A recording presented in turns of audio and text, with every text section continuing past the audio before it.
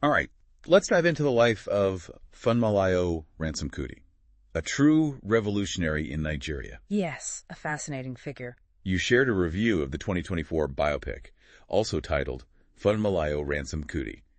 And wow, it sounds like the film is making a splash.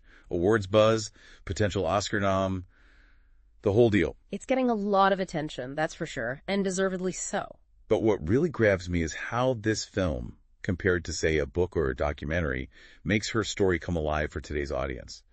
What do you think makes this biopic format so powerful for understanding her impact? You've hit a key point there. A film isn't just facts on a page. You're seeing her struggles, the emotions, the complexities of her whole life visually, and this film seems to really nail that. What struck you in the review as particularly effective? Well, right off the bat, they show Ransome-Kuti being thrown from a building during a police raid. Oh, wow. It's brutal, but it instantly tells you this isn't going to be some sugar-coated history lesson. That's one way to set the tone. Highlighting the stakes right away, it underscores the resistance she faced. What's interesting is that scene foreshadows her resilience. Right. This is a woman who literally gets back up after being thrown down. That spirit seems to run through the whole film. Speaking of spirit, the review raves about the performances. Yeah. Kehinde Bankole is the younger Funmilayo, and Joke Silva playing her later in life. But it's not just acting. They praise the cinematography, costumes, the whole package. Are those elements, the more artistic side, really essential in a biopic like this? Absolutely. To reach a modern audience, you need more than just dates and speeches. Visuals, music, they all create an immersive experience. It's about drawing the viewer in emotionally, making them feel the history, not just learn it. And it sounds like this film does that masterfully. Yeah. Did the review mention anything about historical accuracy with those details? That can be tricky. They were actually pretty positive. They talked about the costumes reflecting the fashion evolution.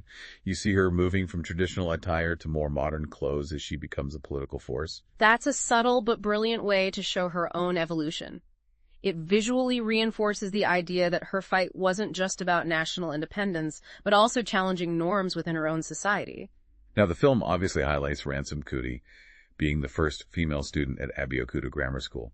That's a huge accomplishment in itself. But I'm curious how the film explores the why behind that. Was it purely personal ambition? Or was there something more at play? It's a great question. It's easy to just say, oh, she was a trailblazer, but what were the forces at play?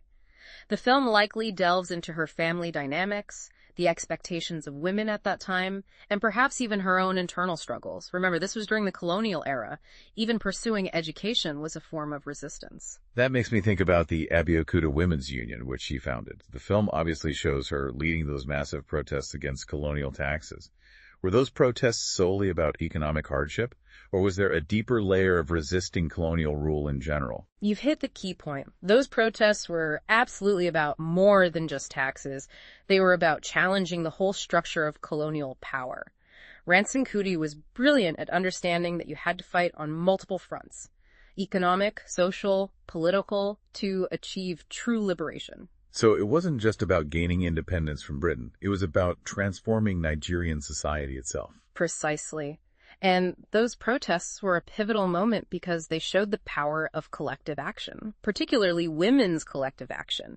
This was a challenge not only to colonial authorities, but also to patriarchal norms within Nigerian society itself. Did the review mention how the film portrays that dynamic? They talked about a scene where she's addressing a group of market women protesting those taxes. But she also uses that moment to talk about the patriarchal norms that limit women's opportunities. That sounds like a powerful example of what you're talking about, right? Absolutely. That's Ransome-Kuti at her finest. Seamlessly weaving together different threads of injustice, colonialism, economic hardship, and patriarchy. In a way, she was practicing what we now call intersectionality long before the term existed. That scene really showcases her strategic brilliance. I'm guessing the film dives deeper into those political maneuvers, right? Yeah. What were some of the other tactics she used to push for change? That's where things get really interesting. Remember, she was operating within a complex political landscape, not just dealing with the British, but also navigating internal factions within Nigeria. The film likely explores her alliances, her rivalries, and her ability to strategically use her influence to push her agenda forward. And that's what makes this biopic such a fascinating deep dive. It's not just a story of one woman's courage. It's a masterclass in political strategy and social activism. I love that. So we're not just learning about Ransome-Kuti, but we're also getting insights into the inner workings of a social movement. Did the review touch upon any of the specific challenges she faced within the movement itself? Was it all smooth sailing? Or were there internal conflicts? Oh, I'm sure it wasn't all smooth sailing. Even within movements for liberation, there are often disagreements about strategy, about how radical to be, about which issues to prioritize. Ransome-Kuti was a strong, outspoken woman, and I'm sure she faced pushback even from those who shared her ultimate goals. That's a good point. So the film likely explores not only her fight against external forces, but also the internal struggles within the movement itself. Exactly. And that's where things get really nuanced. It's easy to paint historical figures in broad strokes. But the film, by delving into these internal dynamics, reveals the complexities of social change. Yeah. It reminds us that even within movements fighting for good, there are disagreements, compromises, and sometimes even betrayals. That's a sobering thought. So the film portrays not just her triumphs, but also the potential pitfalls of leadership within a social movement. Precisely. And that adds a layer of depth and realism to her story. It reminds us that even the most inspiring figures are human, with flaws and vulnerabilities. And I'd be curious to see how the film portrays her personal life, her relationships, and how those intertwined with her activism. Did the review mention anything about that aspect? They mentioned that the film shows how her activism impacted her family, particularly her husband, Israel Ransome-Kuti. It sounds like their relationship wasn't always easy, especially with her being so outspoken and politically active. That's a crucial piece of the puzzle. Remember, she wasn't just a political figure, she was a wife, a mother, a woman navigating the complexities of personal relationships while simultaneously fighting for a better world. I'd imagine the film explores the sacrifices she made, the toll her activism took on her family, and perhaps even the internal conflicts she faced between her personal life and her political commitments. That adds a whole other layer to her story, doesn't it? It's not just about grand political gestures, but about the very human struggles that underpin them. I'm now even more curious to see how the film handles that balancing act between the personal and the political. I think that's one of the things that makes this film so compelling. It recognizes that social change doesn't happen in a vacuum. It's deeply intertwined with our personal lives, our relationships, and the choices we make every day. And by exploring that interplay, the film offers a richer and more nuanced understanding of Ransome-Kuti's legacy.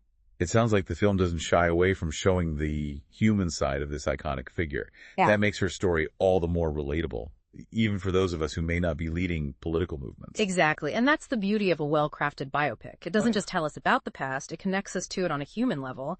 It reminds us that even the most extraordinary individuals faced everyday challenges, experienced joy and sorrow, and navigated the complexities of life just like we do. And those human experiences likely shaped her political convictions and her unwavering commitment to justice. Precisely. It's all interconnected. And by understanding those connections, we gain a deeper appreciation for the depth and complexity of her legacy. Now, I know you mentioned some of the technical aspects that impressed the reviewer, like the cinematography and costumes, but I'm curious about the storytelling itself. What did they say about how the film unfolds? They mentioned the use of flashbacks, with the older Funmilayo narrating key moments from her past. They said it added a layer of intimacy and helped them understand the woman behind the icon. That's a clever technique. It allows the filmmakers to weave together different timelines, connecting her early life experiences to her later activism. What stood out to you as particularly effective in their description of those flashbacks? They mentioned a scene where they show her as a young girl, witnessing an injustice that seemed to ignite her sense of social responsibility. It was a seemingly small moment, but the reviewer said it helped them understand the roots of her lifelong commitment to justice. That's fascinating. It reinforces the idea that our early experiences, even seemingly insignificant ones, can shape our values and our trajectory in life. And by showing those formative moments, the film helps us understand the deeper motivations behind her activism. It's not just about abstract principles, it's about real lived experiences that shaped her worldview. That's a brilliant insight. So by incorporating those flashbacks, the film adds depth and context to her actions, making her motivations more understandable, even relatable. Exactly. It's about showing the human journey behind the historical narrative. And by doing so, the film creates a more engaging and emotionally resonant experience for the viewer. It sounds like this biopic is more than just a historical account. It's a character study, a nuanced exploration of the forces that shaped this remarkable woman. Precisely. And that's what makes a good biopic so captivating. It's not just about learning facts and dates. It's about understanding the human story behind those events, the complexities of motivation, the internal struggles, the moments of triumph and despair that make up a life. And in the case of Funmilayo Ransome-Kuti, it sounds like the film does a masterful job of weaving together those different threads to create a truly compelling and insightful portrait. I'm now even more eager to see this film for myself. The review you shared already highlighted some of the cinematic brilliance, but this conversation has really opened my eyes to the deeper layers of storytelling at play. And I think that's a testament to the power of a good deep dive. By taking the time to explore a topic from multiple angles, by asking thought-provoking questions, and by engaging in a thoughtful dialogue, we gain a much richer and more nuanced understanding. I couldn't agree more. So, beyond the individual story of Funmilayo Ransome-Kuti, what broader themes or lessons do you think this film offers for us today? Well, I think one of the most powerful messages is the enduring relevance of her fight for justice and equality. Her story reminds us that these struggles are ongoing, that the systems of oppression she fought against, colonialism, patriarchy, economic inequality, are still deeply entrenched in our societies. It's a sobering thought, but also a powerful call to action. Absolutely. Her story inspires us to continue the work she started, to challenge injustice wherever we see it, and to never give up hope for a more just and equitable world. And it reminds us that we don't have to be leading massive protests or political movements to make a difference. We can all find ways to contribute, to use our voices and our actions to create positive change in our own communities and beyond. Exactly. And I think the film, by showcasing the complexities of her personal life and her political journey, reminds us that change is often a messy, imperfect process. It requires courage, resilience, and a willingness to keep pushing forward even when the going gets tough. It sounds like this film is more than just entertainment. It's a call to action, an invitation to reflect on our own roles in creating a more just and equitable world. Precisely. And that's the power of storytelling at its best. It doesn't just inform us, it transforms us. It challenges our perspectives, expands our understanding, and inspires us to act. I can't wait to see how the rest of the film unfolds. But before we dive into those details, I think it's worth taking a moment to appreciate the fact that this story, which was once silenced or marginalized, is now being told on a global stage. That's a victory in itself. Absolutely. And it's a testament to the power of perseverance, both on the part of those who fought to preserve Ransome-Kuti's legacy and on the part of the filmmakers who brought her story to life. So with that in mind, let's continue our deep dive and explore the rest of the film. What other scenes or moments stood out to you in the review? Well, there was one scene that really caught my attention, where they depict Ransome-Kuti facing criticism from both sides of the political spectrum. It seems the film doesn't shy away from showing the complexities of her position as a leader and the challenges she faced in navigating those competing interests. That sounds juicy. Tell me more about that. Well, according to the review, there's a scene where she's accused of being too radical by some and not radical enough by others. It seems she was constantly walking this tightrope, trying to maintain unity within the movement while also pushing for truly transformative change. That sounds incredibly challenging. How did she handle those criticisms? That's what I'm eager to unpack. It seems the film portrays her as a master strategist, someone who understood the art of compromise without sacrificing her principles. I'm hooked. Let's dive into those political maneuverings and see how she managed to navigate those treacherous waters. Yeah, it's like you said, too radical for some, not enough for others. It seems like she was in a no-win situation. Did the review give any clues on how she handled those competing pressures? Because that takes some strategic thinking, I imagine. Yeah, navigating those different factions. Exactly. Well, they did point out that despite those criticisms, she never strayed from her core principles. Okay. She seemed to have this knack for finding common ground, building alliances, even among those who disagreed with her tactics. Interesting. They specifically mentioned her use of humor and storytelling, saying she could disarm opponents with wit and charm, and then, boom, deliver a fiery speech that rallied the masses. Wow. So she had this strategic savvy combined with charisma. That's quite a combination. Right. It sounds like she just understood how to connect with people, regardless of their political leanings. Did the review say anything about how she developed those skills? Was it something learned or more of an intuition? That's a great question, and one I'm sure the film explores. I'd be curious to see how they portray those experiences that shaped her into the leader she became.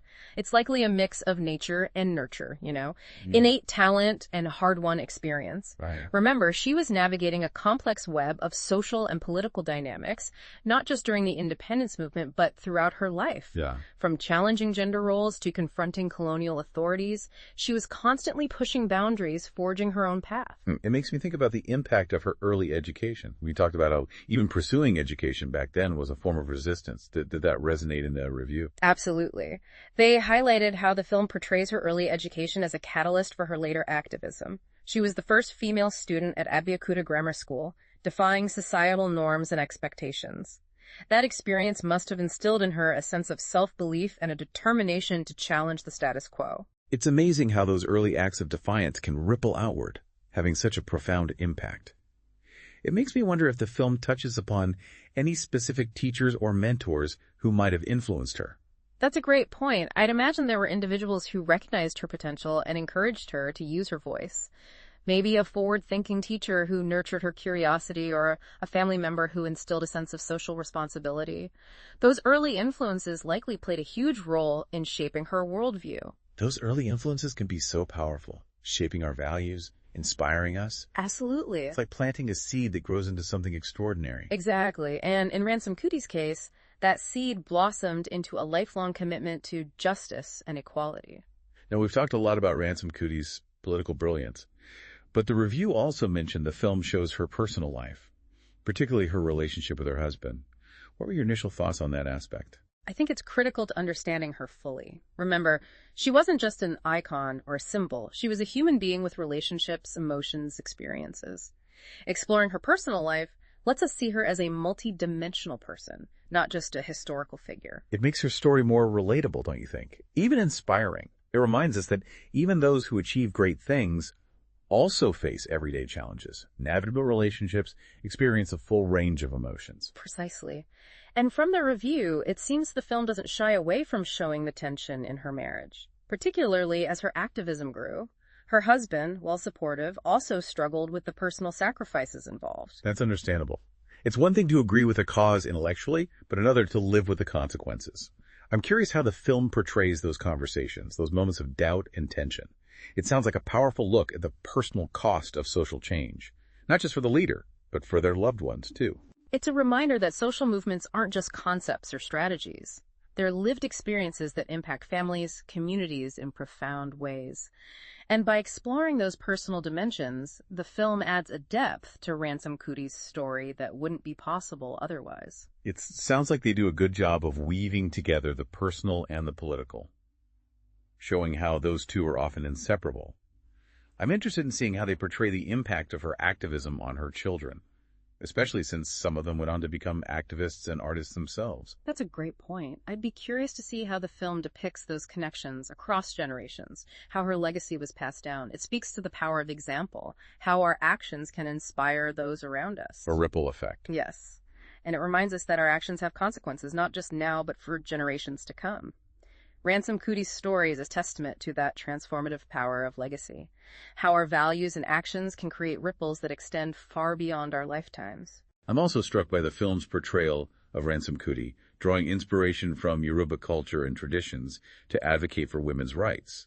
The review mentioned a scene where she uses proverbs and folklore to connect with women on a cultural level, making her message more relatable. Right. Can you talk more about the significance of that approach? That's a great example of how she skillfully navigated the complexities of cultural context. Back then, there was often tension between Western feminism and traditional African values. By grounding her arguments in Yoruba culture, she bridged that divide, empowering women using their own traditions. It's a reminder that feminism isn't a one-size-fits-all concept. It can be expressed in diverse ways, reflecting the unique experiences of women worldwide. Absolutely. Her approach highlights the importance of cultural understanding when advocating for change. It's not about imposing ideologies, but about empowering people to challenge injustice using their own cultural framework. It's a great example of how activism can be both deeply personal and universally resonant. Exactly. It speaks to the power of storytelling and cultural expression as tools for social change. By using proverbs, folklore, She connected with people emotionally, bypassing intellectual barriers and creating a shared purpose. It's a reminder that sometimes the most effective communication uses narratives and shared understanding. Precisely. And it's a testament to Ransome-Kuti's brilliance as a communicator. She understood that to create lasting change, you connect with people where they are, speak their language, appeal to their hearts as well as their minds. We focused on Ransome-Kuti's strengths, but the review mentioned the film shows challenges too. They mentioned a scene where she's recovering from injuries during a protest, reflecting on the personal toll. Can you elaborate on that? That scene, from what I understand, reminds us that social change often comes at a cost. It shows the physical and emotional burden activists carry, the risks they take, the sacrifices. It humanizes her struggle, making it both heartbreaking and inspiring. Yes, it's a reminder that even the most courageous individuals experience pain, doubt, exhaustion, and it underscores the importance of resilience and self-care. The film, by showing her vulnerability, reminds us that even the strongest need time to heal, to recharge. That's such a relevant message today. Especially when activism can feel so overwhelming, it's okay to take breaks, to prioritize well-being, to replenish our energy so we can continue fighting for justice. Absolutely. It's not about burning ourselves out, but finding a sustainable rhythm. And Ransome-Kuti's story, showing both her strength and vulnerability, offers a valuable lesson in navigating those complexities. It's a reminder that self-care isn't selfish. It's an act of resistance to ensure we can show up for ourselves and the causes we believe in. Exactly. It's about recognizing that social change is a marathon, not a sprint. It requires stamina, perseverance. The review highlighted the film's use of flashbacks to provide context. Can you talk more about how effective that technique is? Flashbacks are a brilliant way to create a layered narrative, letting the audience glimpse into her past, seeing how those experiences shaped her worldview. It's like peeling back layers of an onion, revealing the complexity. They mention a flashback where she's a young girl witnessing injustice. It's portrayed as a pivotal moment, igniting her sense of responsibility. What struck you about that scene? It's fascinating how they use that small personal experience to illuminate the roots of her commitment. It suggests that early encounters with injustice, even seemingly insignificant ones, can have a profound impact, shaping our values, our direction in life. It's like planting a seed. Exactly. That grows into something powerful. Makes me wonder if the film explores other pivotal moments that contributed to her becoming the advocate she was. I'm sure it does. From her education to her involvement in social movements, the film likely traces the evolution of her consciousness. It's a reminder that our lives are shaped by a multitude of experiences, big and small, molding our perspectives, fueling our passions. It's a tapestry, isn't it? Yes. Of experiences, influences, choices, creating who we are. And in Ransome-Kuti's case, that tapestry is rich with resilience, determination, and belief in collective action. Absolutely. And the film, by weaving those threads together, creates a portrait that's both intimate and epic, personal and political, showcasing the many sides of her life and legacy. It really does sound like they captured that energy. And like you said, keeping the focus on the human element amidst all that is so important. But, even beyond all the technical skill, what strikes me is how this film can connect with people who may know nothing about Nigerian history or Ransome-Kuti. Why do you think that is? That's a good question. Well, I think at its heart, it's a universal story. It's about resilience, the fight for justice. It's about a woman who stood up, refused to be silenced, and fought for her people's rights. Those are things anyone, anywhere can relate to, be inspired by. It's true. Those themes resonate across cultures. And it makes me think about how storytelling itself can build empathy and understanding. When we see someone's struggles, their triumphs, their humanity on screen, it breaks down those otherness barriers. It reminds us of what we share as humans. Exactly. It's like that saying, a story is a bridge. We walk in someone else's shoes, see the world through their eyes. In a world so divided, those stories are powerful. They build bridges. They really do. We've talked a lot about Ransome-Kuti as a leader, an activist, but the review also mentioned how the film explores her spiritual side, how her faith influenced her work. Did that stand out to you? Definitely. Seeing how they explore that intersection of faith and social justice is fascinating. For many people, spirituality is tied to their values, their worldview, and it sounds like they capture that well. It makes me think about how faith can motivate social change. For so many activists, humanitarians throughout history, Their spiritual beliefs fueled their commitment to justice. Absolutely. And it's important to acknowledge those motivations, to understand how different parts of a person's identity come together to shape their actions. It adds complexity to the story. Yeah. And it might challenge our assumptions about how faith plays into these movements. The review also talked about Ransome-Kuti's personal life. Her marriage, particularly, it sounds like they don't sugarcoat the challenges, especially with her activism growing. Why is it important to show that side of her? Well, I think it's crucial to remember even extraordinary people are still human. They have complex relationships, emotions, struggles. Showing strain on her marriage humanizes her, reminds us that even dedicated activists navigate these messy realities of life. Right. It reminds us that change often has a personal cost, not just for the individual, but for those around them, too. Exactly. It's not about glorifying the sacrifice, but being honest about the complexities of that kind of life. And that's valuable, especially for those considering a similar path. One thing that really struck me was the emphasis on collective action, the role of women particularly. It sounds like they show the strength of women in the movement, not just Ransome-Kuti, but all the women who fought alongside her. Absolutely. Social movements are rarely one person's work. It takes collective effort, solidarity, and often women play a crucial yet underappreciated role. Organizing, mobilizing, keeping the movement going. And their contributions haven't always gotten the recognition they deserved. So to see a film highlighting that, showcasing their strength, is so powerful. It's about reclaiming those narratives, giving voice to those who are silenced, recognizing their contributions. Those stories can inspire future generations. Yeah, reminding everyone they can make a difference. Exactly. Well, this deep dive has been incredibly insightful. We've learned so much, not just about Funmilayo Ransome-Kuti, but also about the power of storytelling, the importance of collective action, and the human spirit that drives change. I agree. It's a reminder that history is not just dates and events. It's human stories, struggles, and triumphs. Individuals who dared to challenge the status quo and fight for a better world. And by learning from them, drawing inspiration, we can find the courage to continue that fight, to create a more just world for everyone. To our listener, thank you for sharing this review with us. We hope this deep dive sparked your curiosity. And remember, Ransome-Kuti's legacy lives on, not just in history books, but in the hearts and minds of everyone fighting for justice. Her story reminds us that change is possible. Even small actions can have a huge impact. And together, we can create a better future. This has been The Deep Dive. Thanks for listening.